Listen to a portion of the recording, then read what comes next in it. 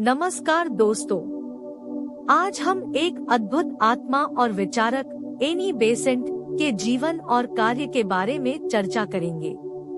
1907 से 1933 तक theosophical society के दूसरे अध्यक्ष के रूप में उनका कार्य, उनके चरित्र की बहुमुखी प्रकृति ने उन्हें डायमंड सोल उपनाम से सज्जित किया।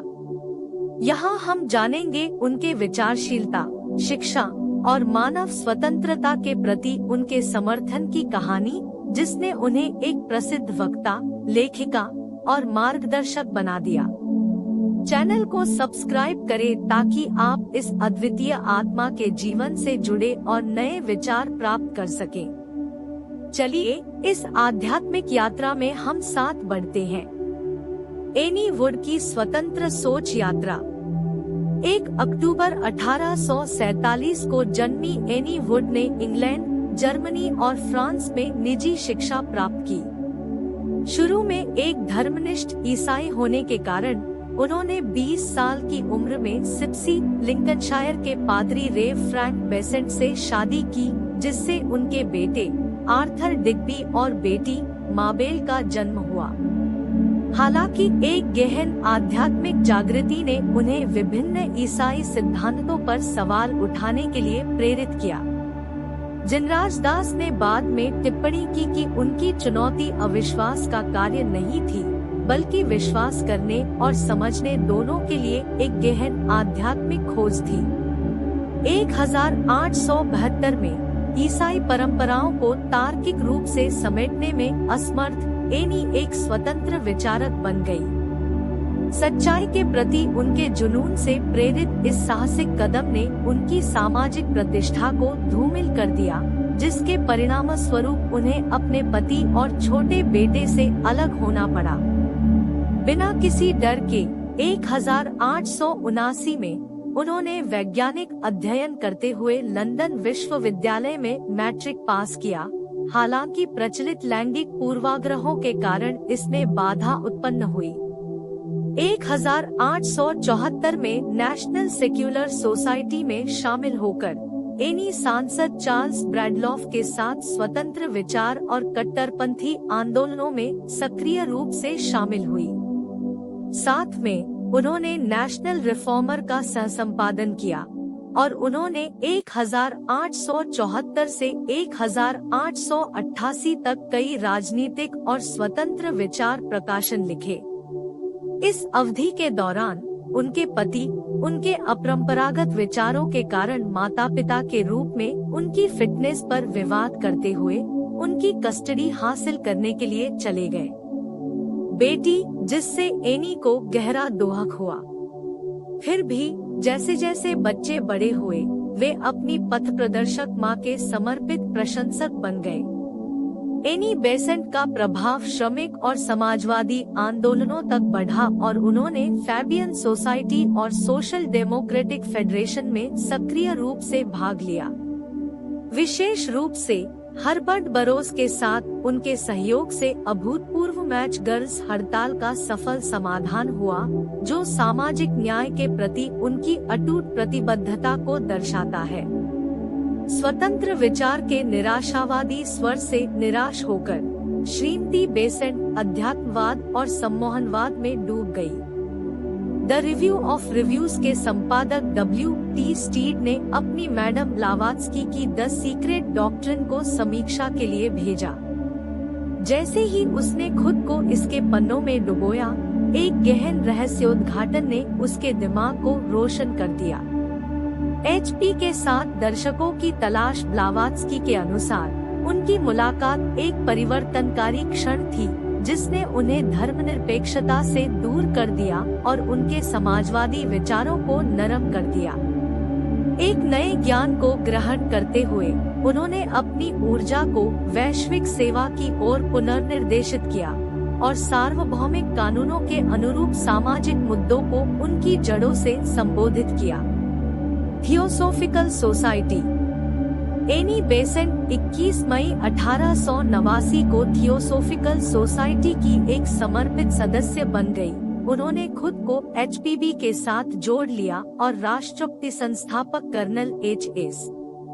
ओलकोट और थियोसोफिकल कारण के प्रति निष्ठा व्यक्त की।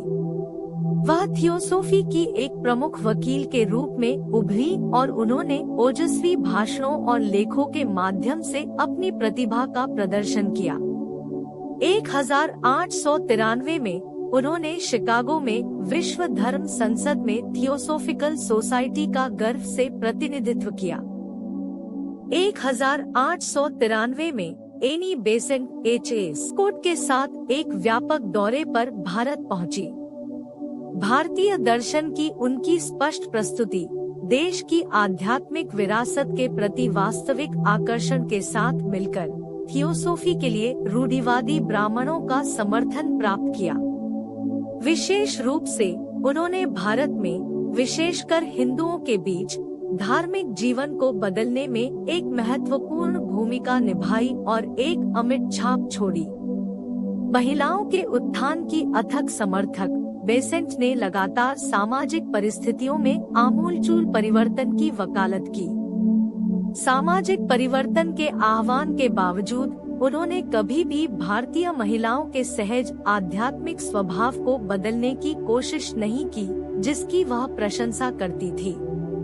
राष्ट्रीय कायाकल्प के लिए एक आंदोलन शुरू करते हुए बेसेंट ने समर्पित भारतीयों के एक समूह को इकट्ठा किया।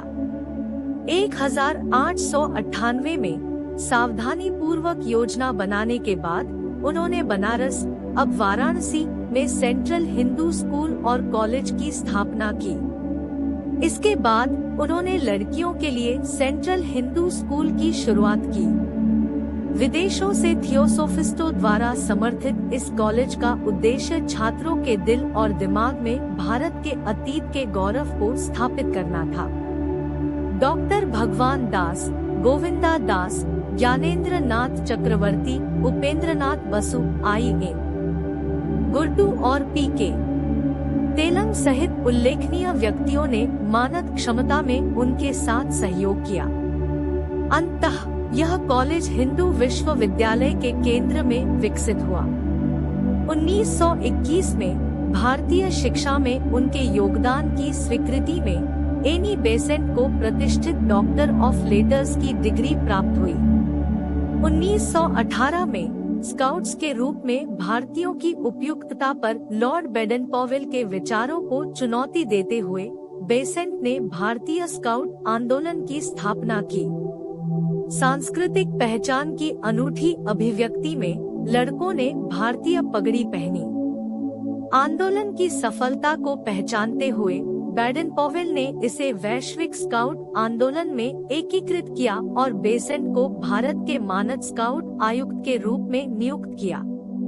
1932 में उन्होंने उन्हें सर्वोच्च स्काउट सम्मान सिल्वर वुल्फ मेडल प्रदान किया, जो भारत में स्काउटिंग पर उनके स्थायी प्रभाव का एक प्रमाण है।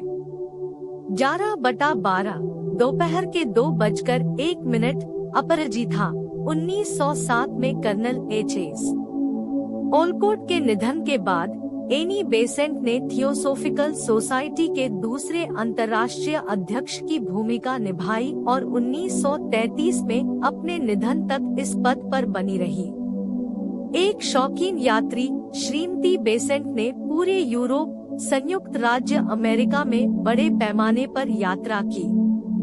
कनाडा, ऑस्ट्रेलिया और न्यूजीलैंड उसके थियोसोफिकल मिशन के हिस्से के रूप में।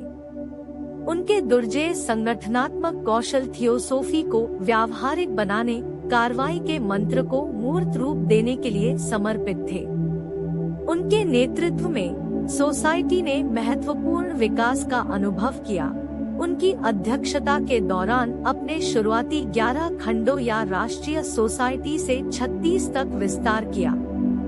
डॉक्टर बेसेंट ने भारत में अपनी सक्रिय भागीदारी जारी रखी, शिक्षा पर व्याख्यान दिए और थियोसोफिकल लॉज को स्कूल स्थापित करने के लिए प्रोत्साहित किया।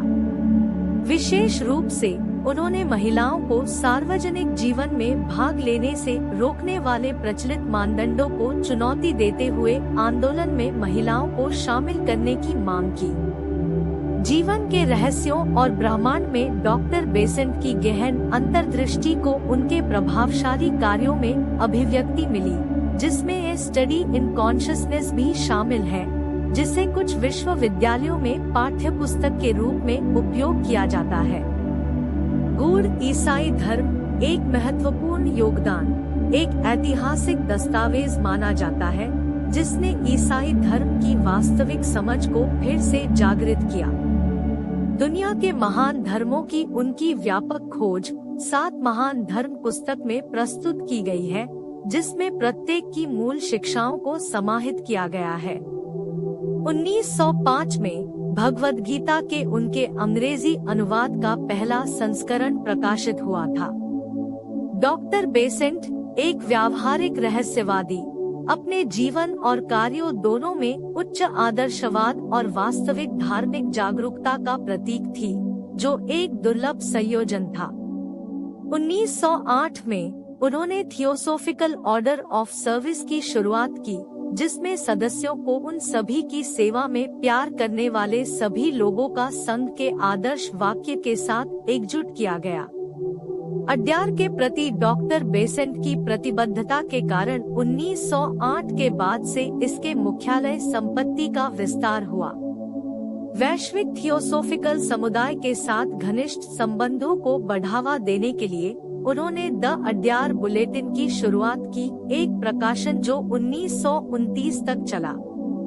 आज अड्यार न्यूज़लेटर एक समान उद्देश्य को पूरा करता है, अड्यार और व्यापक थियोसोफिकल दुनिया के बीच संबंध को बनाए रखता है।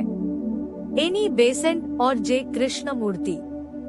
डॉक्टर बेसेंट की यात्रा में एक महत्वपूर्ण अध्याय तब सामने आया जब उनका सामना 2 असाधारण भारतीय लड़कों से हुआ, जिन्होंने दावा किया कि बड़े जे कृष्णमूर्ति को विश्व शिक्षक बोधिसत्व मैत्रेय के लिए मार्गदर्शक के रूप में काम करना तय था।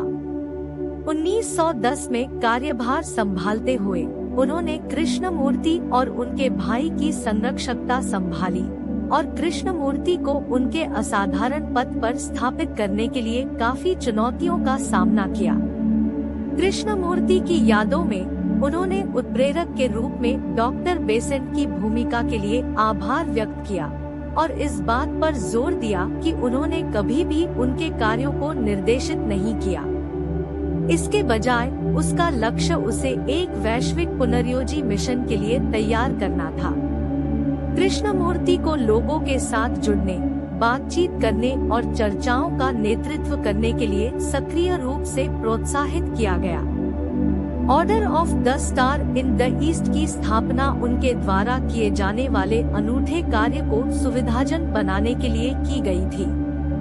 डॉक्टर बेसेंट और कृष्णमूर्ति के बीच सहयोग ने उनके जीवन में एक गहन अध्याय को चिन्हित किया, जिसे वैश्विक स्तर पर परिवर्तनकारी आध्यात्मिक प्रभाव की साझा दृष्टि से आकार दिया गया। एनी बेसेंट की राजनीतिक सक्रियता। 1913 में एनी बेसेंट ने भारतीय राजनीति में एक परिवर्तनकारी यात्रा शुरू की और होम रूल को भारत की स्वतंत्रता की दिशा में एक महत्वपूर्ण कदम बताया। दुनिया को रोशन करने के लिए भारत के प्राचीन ज्ञान की आवश्यकता को पहचानते हुए उन्होंने खंडित भारतीय राष्ट्रीय कांग्रेस को एकजुट करते हुए व्यापक होम रूल आंदोलन की शुरुआत की। कांग्रेस अध्यक्ष के रूप में चुनी गई, उन्होंने भारत के गतिशील भविष्य की कल्पना की, नेताओं को प्रशिक्षित करने के लिए यंग मेंस इंडियन एसोसिएशन की स्थापना की और राष्ट्रीय जागृति के लिए मद्रास में गोखले हॉल को समर्पित किया। प्रथम विश्व युद्ध के दौरान भारत के महत्वपूर्ण बलिदानों के बावजूद ब्रिटिश राजनेता उसके योगदान को स्वीकार करने में विफल रहे। निडर होकर बेसेंट ने अपने राजनीतिक प्रयासों को तेज कर दिया, स्वतंत्रता को बढ़ावा दिया और 1917 में नजरबंदी को सहन किया। उनका आदर्श वाक्य "जब लोहा गर्म हो तब प्रहार करना और हमला करके इसे गर्म करना" था। भारतीय पत्रकारों को कानूनी सीमा के भीतर सरकार की आलोचना करने के लिए मार्गदर्शन करना था। कांग्रेस अध्यक्ष के रूप में उन्होंने इस भूमिका को पूरे वर्ष सक्रिय रहने में बदल दिया। बेसेंट के समृद्ध जीवन में मद्रास संसद, Madanapalle college, Adyar arts league और राष्ट्रीय शिक्षा को बढ़ावा देने के लिए सोसाइटी की स्थापना शामिल थी।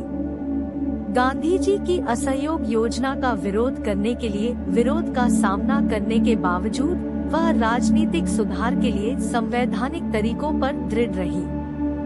जबकि उनकी लोकप्रियता कम हो गई, बेसेंट का भारत के प्रति समर्पण अटूट रहा और उन्होंने देश के राजनीतिक परिदृश्य पर स्थायी प्रभाव छोड़ते हुए अपना बहुमुखी कार्य जारी रखा। दिव्य जांच। एनी बेसेंट, जो अपनी आध्यात्मिक अंतर्दृष्टि के लिए प्रसिद्ध है, अपने सहयोगी C.W. लीडबीटर के साथ गुप्त जांच में शामिल हुई। उनका उल्लेखनीय कार्य ऑकल्ट केमिस्ट्री मूल रूप से 1908 में प्रकाशित हुआ था, जो शुरू में समकालीन परमाणु समझ से टकराया था। हालांकि थियोसोफिकल सोसाइटी के पूर्व अध्यक्ष C. जिनाराजादासा के 1951 के संस्करण में उनके निष्कर्षों का विस्तार किया गया। इस संस्करण में 111 परमाणुओं, 14 समस्थानिकों और विभिन्न यौगिकों के अणुओं का विवरण दिया गया है।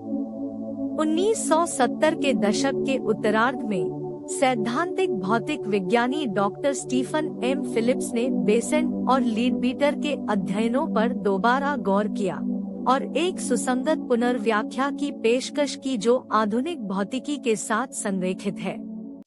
अंतिम समय 20 सितंबर 1933 को डॉक्टर बेसेंट ने अड्यार में शांतिपूर्वक अपने भौतिक अस्तित्व को त्याग दिया।